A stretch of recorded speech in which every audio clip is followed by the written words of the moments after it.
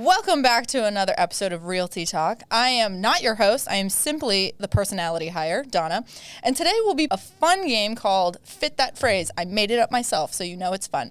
Where I will be giving Anthony the name of this episode in advance. The catch? You will have to fit that phrase into random parts of the show, so comedic timing is going to be everything. I'm in. Okay, the name of the episode and your fit that phrase is Not in My House, You're Not.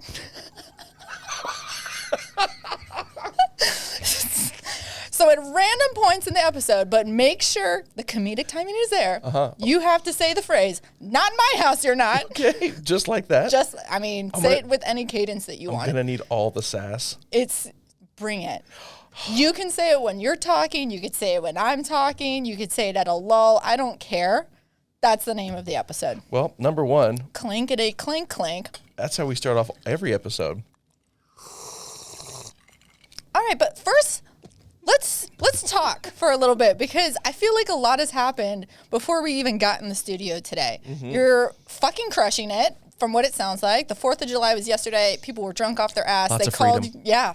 Freedom was racing through our veins and coursing through our brains, I guess, and other parts. This is not in my house, it's not.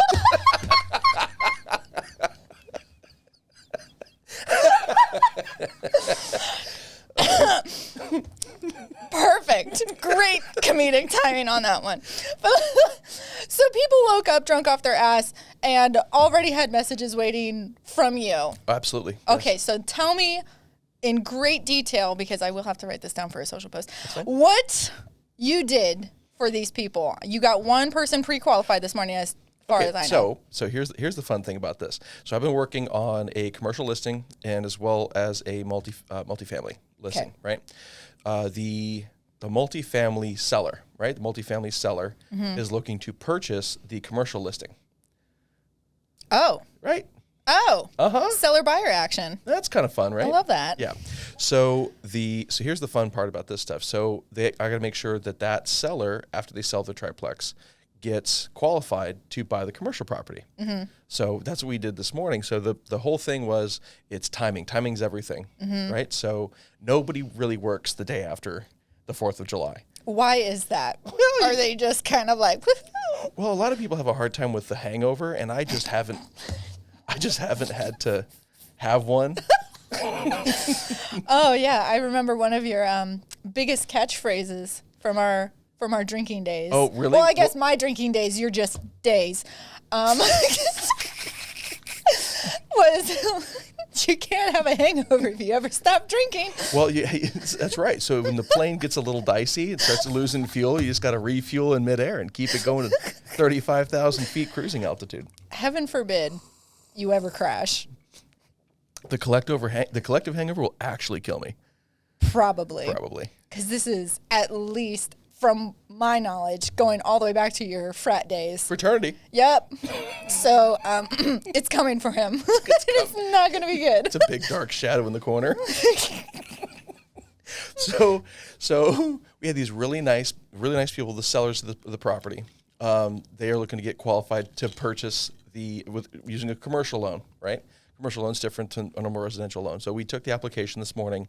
Got in the office at like 9 a.m., brought all the documents, we scanned the documents, ran the credit to the whole thing. So, we're moving and shaking on that, which is really nice. Yeah. They were really appreciative, and, they own that business, that commercial business, that's a tenant in that commercial property. So that commercial tenant works 7 days a week. So it's a husband and wife team, and this is a small business, but, for them to take the time and come in on the Friday, I was like, that's really nice, pre-qualifying everybody, making sure that they're happy and they're doing the right thing. And so that was this morning. And then I had to be like, all right, cool. Hey, appreciate you guys. I have to go to another appointment. And here we are. So appointment. Like, this was super important. Yeah.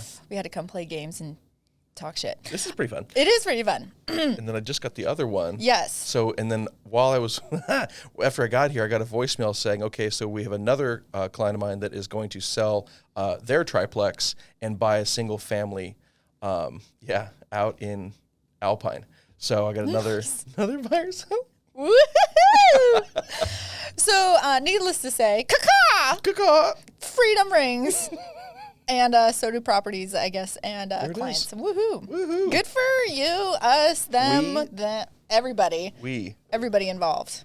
Everyone's getting paid. Tipsy? What? Everybody. Not in my house and not. Wait, definitely in your house they are. Definitely in my house they are. I was going to say, don't lie. Hold on. I've been there. Does it have to be a not in my house, or can it be only in my house? Oh, yeah. Okay. The name of the episode is going to say, not in my house, you're not. But I mean, like, thank you. Swallow. Not in my house, I'm not. Wait. What? I don't know. I'm trying to fit it in. We'll see. That's what she said. And he said. See? Happy Pride. A lot of innuendos. That was a close one. I know. I didn't want to do it on my nice jacket. Spit take. Anyway. Any user. So now we know what projects you're currently working on. Mm-hmm. What projects would you be stoked to have? Or are you just looking for any project? Because I feel like it's good to have projects. It's good to have clients. Mm-hmm. Is there anything that's like end goal, end game kind of, if I could get this next week, I would be so happy to add this to my list of to-dos? I would love to do a multifamily property, like multi-unit, not like 5, 10. I'm talking like 30, 35 units. Those are fun. I would do that. Are you talking condos? So they're apartments. From one of the bajillion establishments that are coming up nowadays, you can't drive down the 15 without being like, oh, that's new. That's a condo. Look at that. That's crazy. Wow, only $550,000 for 900 square feet? What a steal. That used to be at Denny's. Like, don't lie, you're trash. What are you, a house of pancakes then? So I would do. So I like commercial multifamily. So I like to listen to, people talk about underwriting and stuff. So as the broker background, I've had to learn different types of appraisal, income, the cost approach, you have your sales comparison approach. So there's ways to value real estate through appraisal. And then you've got, guys who talk about commercial multifamily all the time. The Grant Cardone is a big, talk about multifamily. That's what he does. That's his shtick, right? So I'll listen to his stuff. I'll put it on and, do other stuff and just listen to it in the background because I kind of know the premise of what he's talking about, right? And he'll talk about these big deals and he'll say, hey, let's underwrite a deal. So underwriting a deal is like a good example, 32 units, just for easy math. So if I got a apartment complex, 32 units, the middle of Tennessee, let's just do it. It's in Nashville. I'm making this up as I go. So this is based on untrue events. Continue. Based on untrue events. So 32 units. The rents are $1,000 per unit, right? Love that. I would love that untrue event. There's a lot of just assumptions happening. So say, for example, that unit was renting at $1,000 a unit, 32 units, right? You have, your income, your gross income, then you have your expenses. And then you have your net operating income, which is what you value commercial real estate or using the income approach on. Mm-hmm. That's a lot of words to say. That's how you make it to money. Perfect. So I would love to tangle with one of those bad boys because there's a lot, in my perspective, there's a lot of value add stuff there. You can do a tenant turn on a lot of these areas. There's a lot of, maybe you do a Section 8. That's kind of gnarly. Yeah. I feel like we have talked about Section 8 in passing a few times. Yeah. So why does Section 8 make you so happy? Stoked? It's a great question. So if you've got, let's use 10 units because it's easy math. If you've got 10 units. Is it also in Tennessee? I need to know. It is. Spoiler alert. Spoiler, it's in Tennessee, this fake scenario. Okay, so you get 10 units that are, let's go side by side. You got 10 units that are occupied by just regular tenants in there, right? Got it. You're most likely going to have a default of 1 out of those 10 people. Somebody who's late on their rent. Oh, okay. Somebody's not going to pay, right? Yeah. So that means that all 10 of those people have to pay their rent on the first on time every month. Yes. Section 8 is very similar, except for instead of all the rent coming from the one person, you get subsidized by the government. So the government pays the majority of that to you. So your loss is capped at a certain percentage, right? Depending on the area or whatever it is. Let's just, for simple math, use 80-20. Say it's $1,000 per unit at 10 units, right? You get 10 grand a month. If you have a Section 8, you have the government paying, I'm going to make it up 80-20, it's $8,000. Yeah. So the tenant's got to come up with 2. Worst day of your life, you still got $8 grand. Right. That's true. In the other scenario, you have to rely on all those tenants paying all that rent. But based on your fake math then, Love if my you fake have if you had those 10 tenants and one was in default, wouldn't that technically make it 9,000? So even if those other Section 8, you still only have 8. So wouldn't it make more sense To have regular tenants? Yeah, to do regular? So remember, this is just, it's got to be the location, it's got to be the deals are different. Right. This is not a cookie cutter thing. Right. This is just, I'm just using the math. Right. So a lot of times you'll have, like in residential, Mm-hmm. you're gonna have a lot of times that you use like a 95% occupancy rate. You have a 5% vacancy, Mm-hmm. right? That means somebody's not renting. That could be, say that there's bad times, economic downturns, you have people leave that unit. Right. You have vacancy in the unit, plus you have people not paying rent. Yeah, okay. You know what I mean? And Yes. then you have Section 8 that a lot of people who are in Section 8, need that property and they'll Mm-hmm. live there. You're going to have a lot of deferred maintenance issues with the Section 8 stuff, but you're going to have that subsidized money. So Yeah. at the end of the day, and then based on what the income is for that area, you could charge more money for that. Mm-hmm. And that more money is subsidized. So Yeah. By the government. yeah, I don't know. It's less moving parts. You definitely don't have to track a lot of people down It's- as much. I would call it more moving parts, but it's safer, if you will. It's just you just beat up the property. It just depends on what the quality of the tenant is. Yeah. I'm not saying Section 8 tenants are bad. I'm saying that historically speaking, Yeah. they're not great, Yeah. but it is what it is. Okay. So I would want to take down a multi-unit with no Section 8. That's what I would want. Really? Yep. With no Section 8. Mm-mm. Even though you would be okay with Section 8. I like 32 units with no Section 8 to give us the tenant turn, because if we do good upgrades, Yeah. you want the higher quality tenants. Right. You can credit check for them. So that's the clientele. If I'm going to own a building, that's what I would do. Okay. Have you looked into the area? Is there anything in the San Diego County or the Riverside County that has piqued interest of getting that dream to come true? 32 units, whatever amount of units. Because all I see being popped up is condos. Yeah, so remember, there's residential, there's just 1 to 4 units, and then you have 5+ units. Those Yeah. are commercial, right? The commercial stuff is handled on a different area. Mm-hmm. So when you're looking at, I want to look at a place to live, you're looking at condos, you're looking at apartments, you're looking at, single families. If you're an investor and you're looking for stuff, you got to go to different brokers. You got to start looking at, your LoopNets, your Crexy, your all your other commercial platforms Mm-hmm. to find the deals, right? Nothing beats going to the brokers because the brokers have the deals first. That's true. Yep. Which you are. Thanks. Shameless plug number 1. Number 1. Joplin Financial. Number 1. All right, but in your opinion, how is the market doing right now? Take whatever success you're seeing out of the equation, because you're fucking crushing it. Overall, how would you say the market is doing? Because I know everyone and their mother and their dog are just waiting for this eventual crash, this eventual interest rates are going to go down. I'm going to be able to score, every millennial excuse in the book. How is the market actually doing? I'm just thinking of the Pomeranian with a little pen in his hand, like, give me the loan, man, give me the loan. Like, I'm going to buy a doghouse, you know what I mean? What do I qualify for? Just give it to me. I just want a yard. I just want a yard. Give me a big backyard. Maybe a fire hydrant.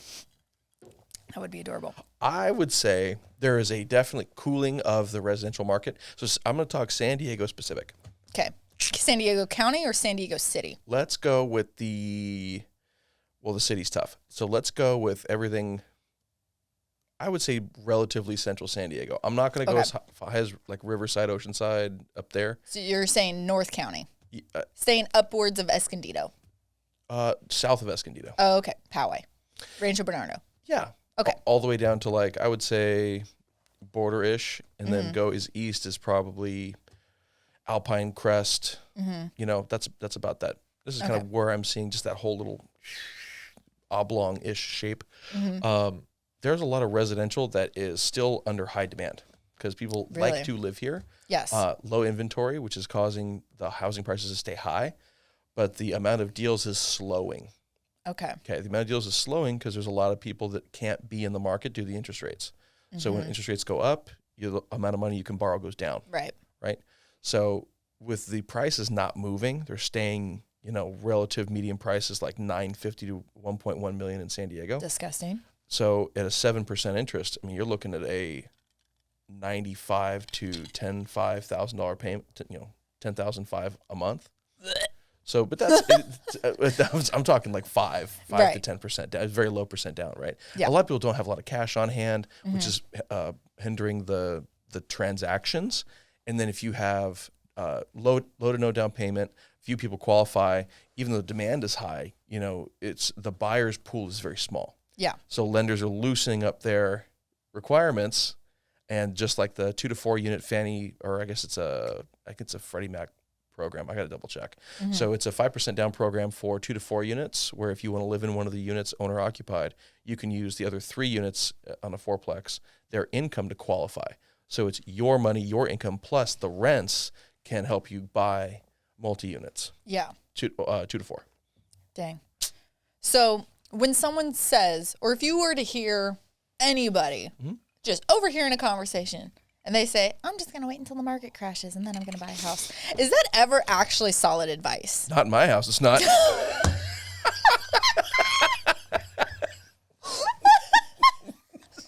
Once again, zinger! That's what I'm saying. Comedic timing. On point.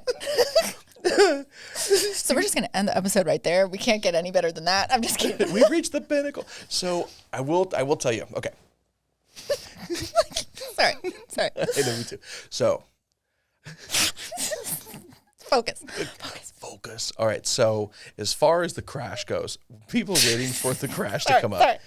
There's a lot of laws and a lot of guidelines that went into the 2008 crash, and then you have the Dodd-Frank Wall Street Reform Act, right? So that was a big problem with how lenders were underwriting those deals. A lot of subprime mortgages, a lot of people who couldn't afford them, no job, no verification of income loans, those ninja loans. Those were all a big factor in essentially delinquent loans backed by real estate, right? The point is the underwriting for those loans. They've tightened up those requirements, so now you have really regulated brokers and loan officers, loan originators. You have regulated systems and process. Do they fit in that government box? Are they Govy loans? Are they QM, non-QM stuff? So there's boxes that will fit for risk, and then those loans get submitted. So the underwriting for who gets the loan is much harder than it used to be. It's not like the Wild West, so to speak. But that's what caused the crash. That's what would cause another crash, which is why but I would say commercial is the one teetering on the crash now. Oh, okay. In the next 3 years, we should expect $1.2 trillion worth of commercial loans to come due on their maturity dates. So we had a lot of 15-year, 7-year, 25s. They're all coming due kind of in a small window. Yeah. Okay. The problem is that all those loans were lower interest rates. Yep. 3, 4, 5. I mean, I'm saying 3, 4, 5, 6, right, % interest rate. So those loans that are coming due are going to need a higher when they refinance the rates. Yeah. Okay. They're going to need to come up with more cash. The people who own it have to come up with cash to compensate for the rates and how much they can borrow against the property. Oh gosh. So what we're going to see here is if people over leverage themselves on the commercial real estate, like a good example is office space. A lot of office buildings right now they have 50-60% occupancy because of COVID. So now that everybody went home, remote work has exploded. Even hybrid work, right? But that just means that those office spaces are not being filled. Right. So the rents are down. So because the rents are down, the buildings have to empty. The loan is coming due. They can't modify. They can't refinance because there's not enough income from the rents. They have to give the property back to the bank. So what I'm hearing is a whole bunch of people are about to be remote workers. We made it, guys. The dream is to come true. Just keep them out long enough, and in 3 years we can all be remote working if we have an internet job. Just saying. Fun fact. You ready for my vision on that? Okay. He's going to take a sip. He's sipping. Do you have intense eye contact? Ready? Ready. Okay. Those commercial office buildings are going to be converted to condominiums for affordable housing. Oh my God. I had no idea that was going to be the answer. Yes. Who knew that more condo complexes are going to be built? What a shock. I am flabbergasted right now. Appalled, shocked. Bamboozled, some might even say. So let's backtrack a little bit because we're still talking about the market, the crash, what affects it, what doesn't affect it. What is going to help people get on that property ladder? Because I feel like that's what people... What's a property ladder? The ladder that's attached to your property, duh. No, I'm just kidding. No, it's that first rung you get onto owning real estate. You know, you start with a shitty condo, then you move your way up to, you know, maybe a less shitty single home, and then you move your way up to that, whatever your end goal house is. So the property ladder being, how do you get there, and what do people need to compromise on to actually start? If anybody thinks that there's an actual ladder, please don't think there's an actual ladder. please call me. I want to know. I just want to know what's happening. Now, if you're talking about a metaphorical ladder. Metaphorical ladder. If people still think there's a metaphorical ladder. Is there not a metaphorical ladder? Please call me. One sec. Let me just dial you really fast. Yeah. There is Joplin?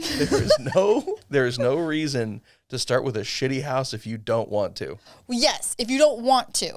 But someone else, you all have to start somewhere. So I'm thinking in the terms of every millennial, maybe not every, words. You do have to start somewhere. Where you start is based on what you've saved, what your credit is, how much your job gives you, how much you can afford and stuff like that. Start number one. What do you want to do? Do you want to live in it or do you want to invest it? Mm-hmm. That's it. Okay. Let's think about it in terms like that. Do you want to live in it or do you want to invest in it? I think a lot of the problem I see, at least with a lot of my friends or friends of friends that I hear about, is that I can't afford a house. And I'm like, I find that hard to believe. Because if you have a good salary job, you have plenty in savings, and I know they do.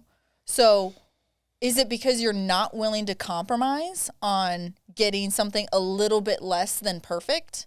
Or is it just because you want to start it perfect? Each their own, right? Yeah. Obviously. But if somebody's got 10 grand, you can't afford to buy a house with 10 grand. No, you but cannot. You know what you can do? You can take that 10 grand and find somebody like me and partner in deals that I do and make a return on that money. You invest your money. Shameless plug number 2. Number 2. I guess, or 3, because you did say to call you. I did. Number 3. Number 3, 2.5, we don't know. Number 3, my lord. Number 3. Number 3, my lord. That's a Shrek reference for anybody. Yeah. If you don't get that, don't call Number us. 3, my lord. I love that. So any hooser. Yeah, if you want to invest money into deals, there's ways to do investment in real estate for a low dollar amount, right? So we do that. That's why investment realty homes and loans exist, is because we partner on deals. We also broker real estate. We also broker loans, but it's important we also get, that. All right. So we kind of have established that there is no property ladder. My bad. That's what you get for hiring someone who wasn't a real estate agent beforehand. Yay. So now we're going to get into some fun would you rathers, because I love would you rathers because, yeah. Me too. Would you rather develop expertise in a niche market, such as eco-friendly homes or luxury condos, or maintain a broad knowledge of various property types? Broad knowledge. Nice. Jack of all trades. I like to know enough about other industries to be dangerous, because then if you have, it just opens yourself up to not just more deals, but just more perspective. That's true.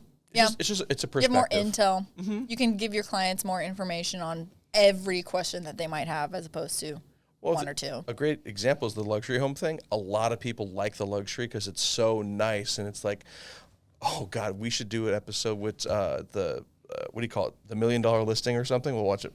I just started watching Owning Manhattan. Oh my God, me too. Did you watch the first episode? I had to stop, rewind it, and make sure Kim watched it too, because I hate the dude. Oh, I love that guy. Why? That is my only question.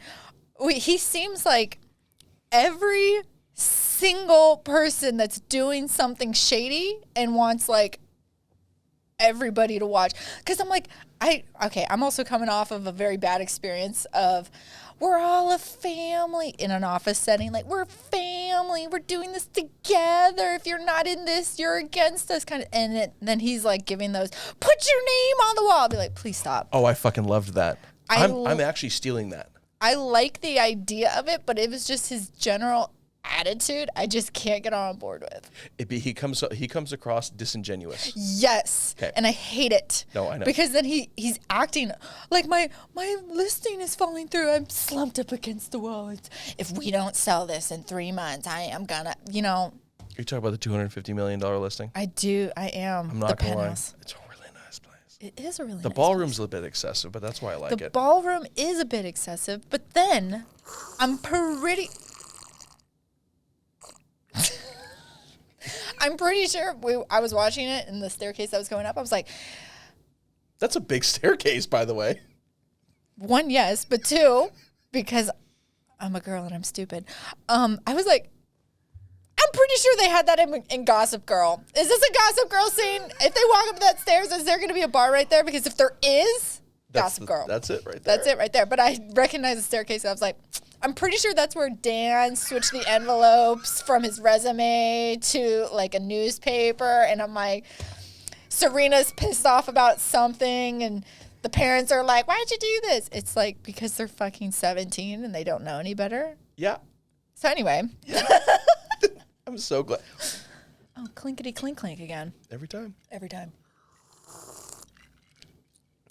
So anyway, yeah, I don't like the dude because, yeah, it's the disingenuousness of him. Okay, so there's like 4 things that I grabbed immediately, and I was like, smart. Okay. Loved it. 1.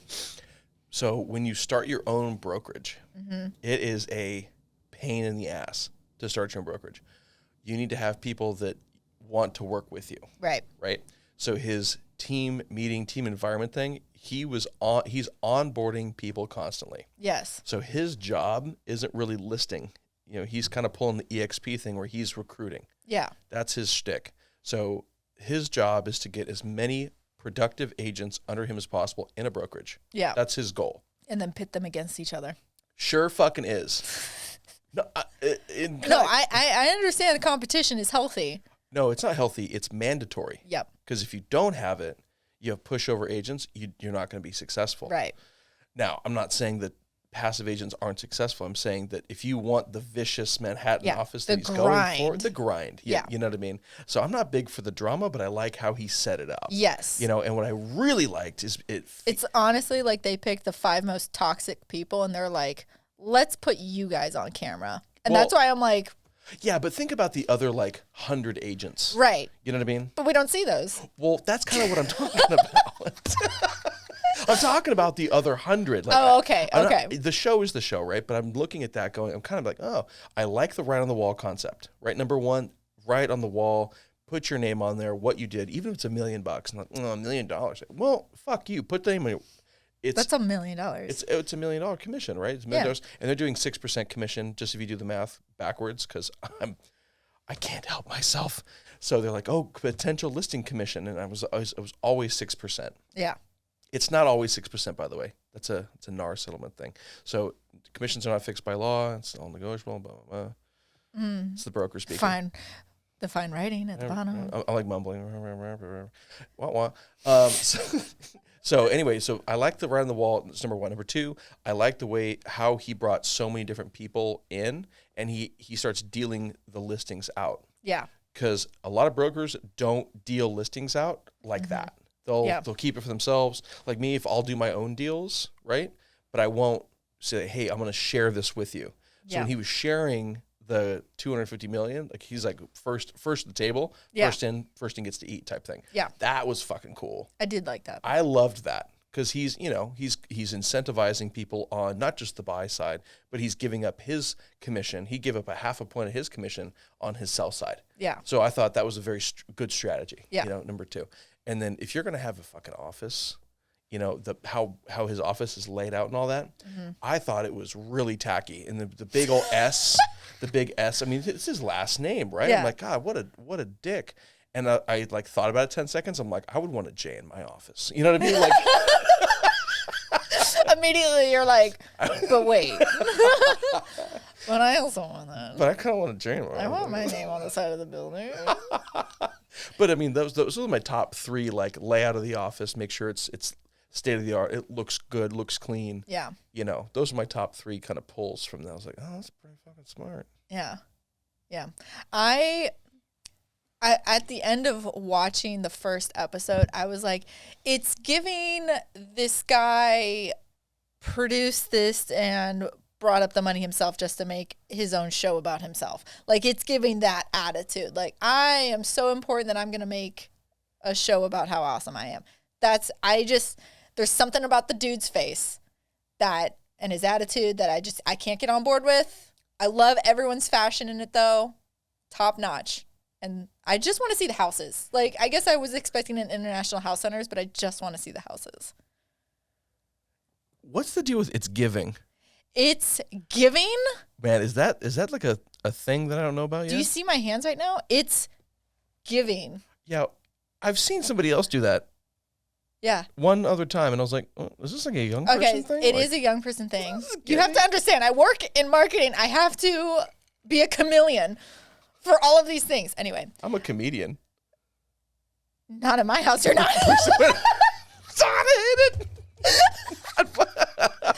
Anyway, there's no other way to describe it's giving, I guess. I understand. He's giving the perception. There it is. See, that's a sentence. Yes. Mm-hmm. But I shortened it. No, right. Okay, anyway. That's called communicating. Yes. I was just wondering because it's giving depression. I'm like, what? That's not a thing. It's not giving anything. It's not. You know what I mean? Yeah, no, I get it. It's a weird phrase, and I still don't understand cap. Like, just say false. Oh, there's a cap on that. Yeah. Like, I didn't understand that for the longest time. Yeah. And I didn't want to ask because I didn't want to get made fun of. Ostracized? Yeah. Yeah. No. It's giving old person. Jesus. But I had somebody who was like 42 say that to me. Wow. Well, I mean, I think she was hip. She's probably hip to the groove. Yeah, totally. To the groove. Mm-hmm. Turkey. What? Okay. Anyway, so yeah, he gave off the impression that he just made this show for himself. You know, like how we were talking about, like, fake it until you become it. Oh, that seems like he's faking. That's the Oppenheimer group. Yeah. But they actually had deals. Like, they had some deals. It just seems like this guy is all smoke and mirrors. If I we'll go back to the other show, the Oppenheimer group. I forgot the name of the show, but it's the two brothers. They're the Property Brothers. No, they're the they're the short bald brokers. Nope. They're in L.A. and I think they just opened up an office in Cabo or something. I just fell off it. But at the I'm looking at that, and these two guys, they opened up their own brokerage, and they look really successful. That you could see that they do transactions, and all they have is like really plastic hot chicks, right? You know. Yeah. So it just seems like you're presenting what you want us to see, but we can see through the facade. That was the impression I was getting from that guy. Anyway, would you rather live next to noisy but friendly neighbors or quiet but unfriendly ones? And I'm going to put this out there right now. The unfriendly ones are never quiet. I should know. I lived above one for a year and a half before I called it quits. I fucking hate Karen. Got it. Okay, so it's fucking Karen. So it's her name wasn't Karen. I'm just bleeping it for that purpose. She was a Karen. She was... Damn it, Jessica. You know, like, I don't know.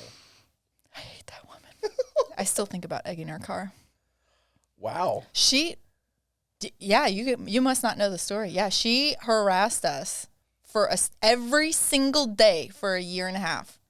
So, of course, when we sold the condo, capital gains, I fucking hated it, but I couldn't stand to live there. Yeah. And it started like a week after we moved in. VICIOUS, are we vicious? Oh, yes. Yeah, and the HOA did nothing.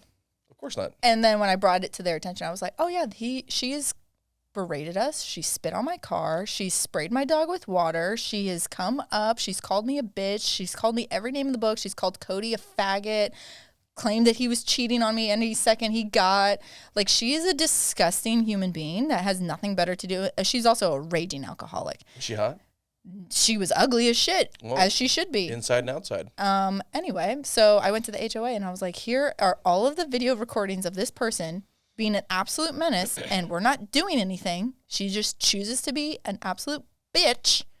And the HOA is like, yeah, she's lived here for 20 years. This is a problem she has with every single person. I was like, then why is she still here? Yeah, we can't kick her out. So there's the nuisance clause in the contract. If you are a nuisance in a consistent one, there's grounds for that. And they were like, not our problem. Yeah, but who's going to buy her out? I wanted her kicked out. You can't get... I wanted her to suffer. Well, there you go. She ruined my condo experience, and I hate her. I don't hate many people, but I hate her. Hey, fair enough. Anyway. Any hooser? Noisy but friendly neighbors or quiet but unfriendly ones? Oh, I'm a noisy neighbor kind of guy. Are you? Mm-hmm. It's because you want to be invited to the party that they're having? Are you fucking kidding me? Me and FOMO, unbelievable. Are you the noisy neighbor? No, maybe. Depending on the hours. Daytime, absolutely. I'm a daytime kind of guy. Well, I would assume I would want, in a perfect world, if you're going to be noisy, do it in the daytime. Yep. Do not disturb me in the night. Yep. Unless Correct. you're inviting me over. That's a different story. That's a different story. Yeah, no, I'm a daytime partier. Yeah. That's it. You know why? Because you can go to bed at a reasonable hour and wake Right. up and be productive the next day. That is a responsible adult, if I've ever heard one. As we're drinking at 10 a.m. It is 11:34, sir. It is somewhat a little bit more okay. This is brunch. This is 2:34 on the East Coast. Yeah, it's fine. It's 5 o'clock somewhere. It's 7:34. I'm not sure about this in England. Sure. I'll agree with you because I'm not looking it up to verify. Me neither. Would you rather work with a demanding client who expects constant communication but is likely to make a quick decision, or more laid-back client who is less communicative and takes longer to decide? I feel like it's a trap question. It is. That's why I asked it. We're putting you in a box where you hate to be. He's miming that he's in a box right now. He's got to find the door. I would go with the constant communication. I do like constant communication, but I also hate dealing with Karens. As long as they adhere to the 9 to 6 kind of daytime rule, like don't 2 a.m. text me. Is that common? Yeah. Why? Do people not understand that real estate agents have a life too? I don't think they understand that it's a business that they're doing. Oh, because they think you're a person, not a business. They think I'm a person, not a business. They're Gotcha. like, oh, this is my buddy. Let me call him. Yeah. On a Sunday. Yeah. Well, obviously, I mean. Well, yeah. If you're gonna see a showing, I'll respond. It's fine. But I mean, at the end of the day, you're like, man, this is like 4th of July. I had a bunch of people who were like, oh, hey, so when are we gonna go see this property? I'm like, do you know what day it is? I'm like, sir? This is Freedom Day. This is America, this bitch. This is the day America was born. Have some fucking respect. Some fucking respect. Not in my fucking house. Got him. God. I love it. Just stacking them up. This is gonna make a great compilation video. You forget about it. I do. So when it creeps up on me, that's why I have to say it in the beginning. I have to get it out of the way. Like, hey, here's the catchphrase. Use it. Okay, hold on. There's a story I gotta tell. Oh, hold on. Oh, sorry. I was just getting my drinky poo so Ready? I could listen. Okay, so one of my really close friends, literally probably since kindergarten, Trevor. So Trevor. I knew it was going to be Trevor as soon as you said longtime friend. And I just saw his post this morning on the Instagram page. And I was like, oh, cute. I knew it was Trevor. Okay, go. So we're in high school. You can't even get through it if you're already starting in high school. So be cool. So, so we're in high school. And I'm telling you, I would go through these phases of certain things. I would say, like, catchphrase is the wrong term for it. So I'd say stuff like, I'd be like, so there was a point where I would start saying shenanigans, and shenanigans became kind of like my thing. Like, it's fucking shit. Like the kids say cap. Yeah. Like shenanigans. You were a shenanigans guy. I would just fucking say shit, but nobody else said it. It wasn't like a common thing. Nobody was cool to say it. It was actually uncool to say it, which is, I think, why I said it. Mm-hmm. So I'm sitting here like calling shenanigans, and I would say it all the time. And, you know, we'd be at people's houses. I'd be, you know, and then Trevor started getting into it, and then he started saying shenanigans. And then it probably went on for what a bandwagoner. For like 6 months. But yeah, like 6 months. Little did he know. So, and then I just stopped one day. Oh, no. I just stopped one day. Stopped saying shenanigans. I was over it. Played the long game. So 6 months of saying shenanigans, and then I got Trevor to say it. And then like a month and a half after that, he looked at me one day. He's like, Jop, we're like sitting in his house or something, playing video games, whatever. He looks at me and goes, Jop, what happened to shenanigans? You said that shit all the time. You don't say that shit anymore. I looked at him square in the eye. I said, Trevor, it's because it was tomfoolery. I've never had a 7 or 8 months setup to a joke. That's how I knew I could get my wife. Long game. I had the patience for the long game. Honestly, though, respect for the long game because we both played it real well. Just like, you just got to wait some people out. That's it. You got to wait them out. You got to have the endurance and the stamina to be like, I see what you're doing. You're an idiot. Yep. I'll wait. I'll be right here. The mental stamina, because it's bad. It's vicious. Yeah. Physically, not demanding at all. No. No skin off my nose. I'm not working up a sweat over here. You have fun. Yeah. Have fun. Fuck it up. I'll wait. I'll be here. It'll take a week. I'm not. Distinctly remember. I still laugh about this in my head. In your head. We're taking a long stroll away from real estate. But we'll bring it back. So that was it a condo that you had, or was it an apartment you rented? Apartment I rented. Okay, that apartment that you rented. You remember the Super Bowl party you had? Oh, absolutely. Yes. I believe it was the Rams. Yeah.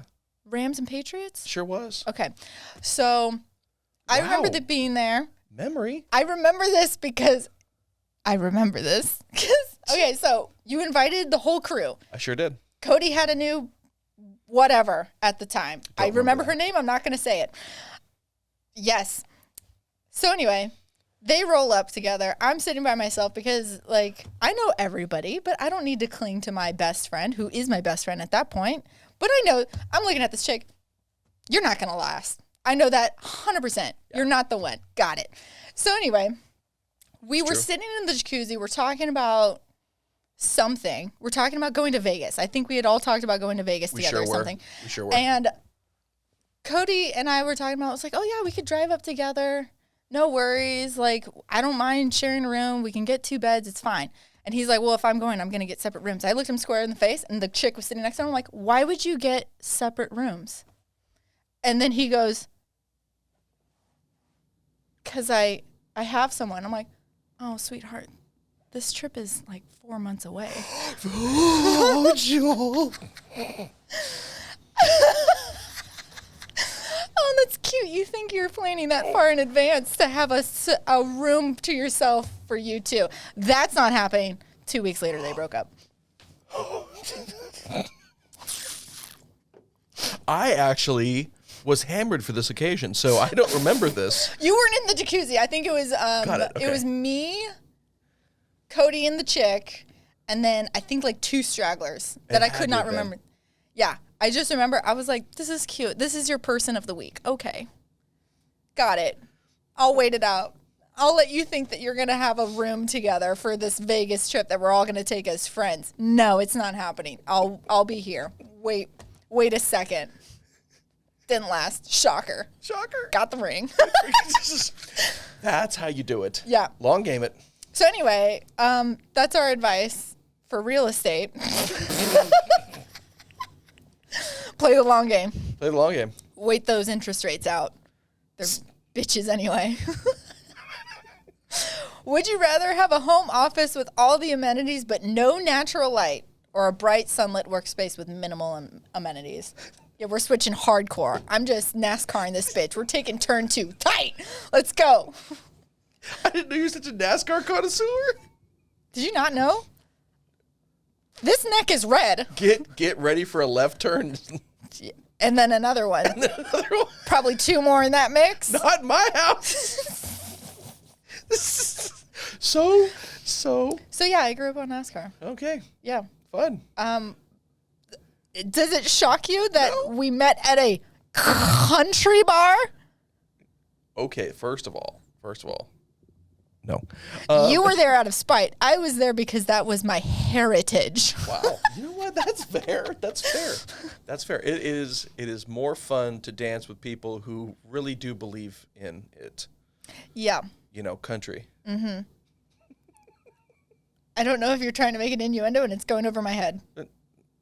Maybe? I don't know. Maybe. Okay. I was worried because sometimes I'm a little innocent on these regards. So I'm like, am I not getting the joke? It's okay. I'm not sure I got it either. Sick. So I would probably rather have if I had to pick, like, how many hours in the office do I get to spend? I don't care. Like, am I always in there or am I, like, never in there? Like, work time. Yeah, you're there for work hours. Okay. I'd probably do the sunlit stuff. Same. Yeah. Why does an office need amenities? Show up with your coffee. Go home with an empty coffee cup. Bring in your own bagels. Wait a minute. Can I preface this one time? Yes. Is there alcohol in the amenity function? You can bring your own. I don't know what they mean. I want to know, Donna. Yes. As part of the amenities, is alcohol included where I don't have to pay for it? I'm going to say no, you have to pay for it. Yeah, in that case, bright lit office, baby. Otherwise, it's a fucking pub, Donna, and I do my best work drinking at a pub. Really? Well, most of it. Why don't you make a realty group that's a pub? Do you ever watch How I Met Your Mother? Pub crawl realty group? I was going to say puzzles. Are you talking about him? Puzzles? Talking about him yim? Yeah, I was talking about him yim. I hope Trevor watches this because he's going to be so proud. Him yim. Yeah. Yeah, we just rewatched the whole thing. Wow. I made it to episode 2 and Kim was like, turn this shit off. Wow. Well, she can control the remote. We watch Modern Family now, so. Oh, I like Modern Family, though. It's fun. But yeah, anyway, you should make a realty group called Puzzles Realty. Why is it called Puzzles? That's the puzzle. That's the puzzle. That's the puzzle. And then just make it a pub. And then show up with your computer. Have a little desk area somewhere. And then when people ask, it's like, come into my web. Sit down. Let's talk about your realty needs. You're already smashed. Let's keep talking. Give me your social sign here. Credit card information? Yes, please. Believe it or not, it's so easy to ask for that. Yes. Yeah. Some people are really dumb. Well, please don't give out your social security to random people. Make sure they're reputable people. If you're going to give it out, make sure that you know where it is going. Unlike me, I hand that shit out like it's candy. Anyway, Job, what's your social security Just number? kidding. I'm just kidding, you guys. Relax. Everyone fucking chill. Continue. I got all scared for a second. Like, what? I have to keep you on your toes. You're never going to know what the fuck's going to come out of my mouth. All right. Would you rather have a real estate market with stable but moderate growth or a highly volatile market with the potential for significant gains and losses? Stable, baby boy. Stable. Nice and stable. You know why? It's the devil you know. I hope you know I'm going to zoom in on your face really hard when I cut this. It's just going to be... I was hoping so. It's just going to get incessantly more in on your face. I can't wait to do the Jim from The Office. I forgot about this. Yeah! Hit him with that. Just hit him with it. He's always looking at the camera like, what is that? For all the Spotify or podcast listeners that aren't watching our facial expressions, just picture Jim. That's what we're doing. From The Office? From The Office. Not Asian Jim, though. What do you mean? There's not an Asian Jim. What? What do you mean? It's just Jim. Good for you for not seeing color. There should be a reference podcast. This would be fun. For anyone who gets every single reference, we will give you a crisp high five. I'll give him $100. A crisp high five. Rapid fire Reddit stories. Do it. I specifically scoured the internet for Reddit. They were not as easy to find as the first round. last episode's Reddit stories were quite literally so unhinged. I cannot top those, but I'm going to try. I found some really long Reddit stories, and I condensed them. Here we go. Reddit story number 1. I didn't know. These are client horror stories. Wait. Yeah, client or real estate agent horror stories. I didn't notice that as my client and I were driving to a house in our separate cars that he had hit one of the cars in the neighborhood before parking. The owner of the car that he hit and my client ended up having a yelling match in the front yard of the house that I was showing. What? just bam, right into a car. Kept going. The client. His client that he was showing the house to. Driving in separate cars. Driving in separate cars. Well, that's not his fault, so that's good. It's not his fault, but at the same time, not a good look. There's a big reason why we carry auto insurance as the broker for your idiots. What? Oh, don't. Yeah, listen, that's a whole thing. Oh, my God. All right. I'm going to wait until you were done because I felt like this one was going to get spit. Do it. I found a homeless guy living in the house. He wasn't there at the time, but his stuff was there. And so was his poop. That's happened to me like 4 times. No, it hasn't. It's at least 4 times. 4. Yeah, 4 I could imagine times. even once is too many. Dude, 4. Donna, I'm telling you, I can name the properties off the top of my head. I know exactly where they are. East Village, San Diego. East of that, even a little bit more, but south of the 94. I'm telling you. You looking like I got 3 fucking heads. I am shooketh, sir. I remember walking. Okay. Story number 1. So I feel like this is at least story number 4 throughout whatever. Yeah, but we right. So of this topic. Oh, of the 4. Got it. Yeah, of the 4. This is really the one that was like, oh, my introduction into ridiculous shit that I was fucking doing. So we walked in the house. It was me and this buyer, wholesaler, flipper kind of buyer, right? And I called the seller, cold called the seller. The seller was like, yeah, go take a look at it. I'm open and selling, not on the market, totally like whatever, right? Mm-hmm. Vacant, because I was looking for vacant properties, non-owner occupied, right? Yeah. Those absentee owners. So called him up, no problem. Once you do a deal, I said, what's your price? He's like, I'm open, make me an offer. I'm absentee, you need to do something. I was like, great. Well, this is a great cold call. Yeah. Walk in there, and there's fucking sleeping bags, trash, everything you could possibly imagine all over the floors. And I was like, God, it smells like death in here. I was afraid somebody had died. Oh my God, I thought that's where the story was going. Well, that's what it smelled like. It smells like there's a distinct smell of death that once you smell it, you never forget it. Uh-huh. And I was like, there's got to be some dead shit in here. Like, I don't know what it was. So we rolled back to one of the bedrooms, and I was like, please. And I opened one of the bedroom doors, and I looked down, and there was like trash everywhere, sleeping bag, big bulge on the sleeping bag. I was like, oh, he's dead. I'm like, there's somebody fucking dead in here. And there was like shit in the fucking corner. Like there was a designated shitting corner, because we're not heathens. We shit in the corner of the bedroom. Oh, right. Totally. Needles Designated. fucking everywhere. Oh my God. Oh, that was a big hazard. The needles. Right. Yeah, it was a big deal. So walk through, turns out the big lumpy shit was just more bags of shit. So it was just like. Safe on that one. But there were bags of shit. Yeah. No, like. Yes. Okay. There wasn't like his stuff. Yeah. All right. Cool. Actual just poop. making sure you knew what I was talking about. So they had a shitting bedroom. As one does. It was a nice 3-bedroom. So, forget the bathroom. Right. Water wasn't on. Yeah, exactly. There's only so much you can do in a toilet that doesn't flush. Yeah. So that was one. And then I was like, all right, cool. So I started getting all savvy in the area and whatever. It's like. Same area. Uh-huh. They were like fucking neighbors. It's unbelievable. Because I cold called the area. I want to make sure I could do, you know what I mean? So the next guy was like, yeah, I'll come out and meet you. And he's like 4'9". He looks like a fucking hobbit. He gets out with his cane and shit.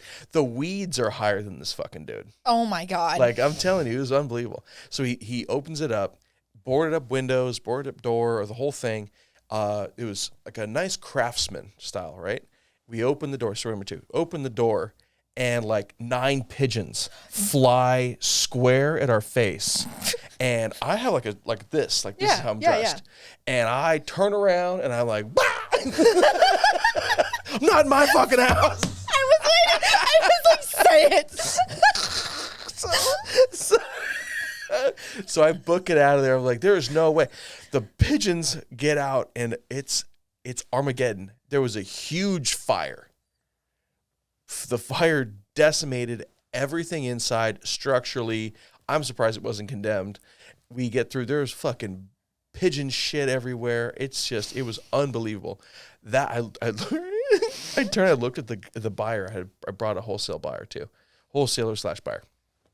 And I looked at him and he looked at me. He's like, let's get the fuck out. Yeah, like, do you want to see the inside of the house? Well, no, we did. We walked through the inside. I think we walked through the living room, out through the back, what used to be the wall, but now is burned out, into the shed.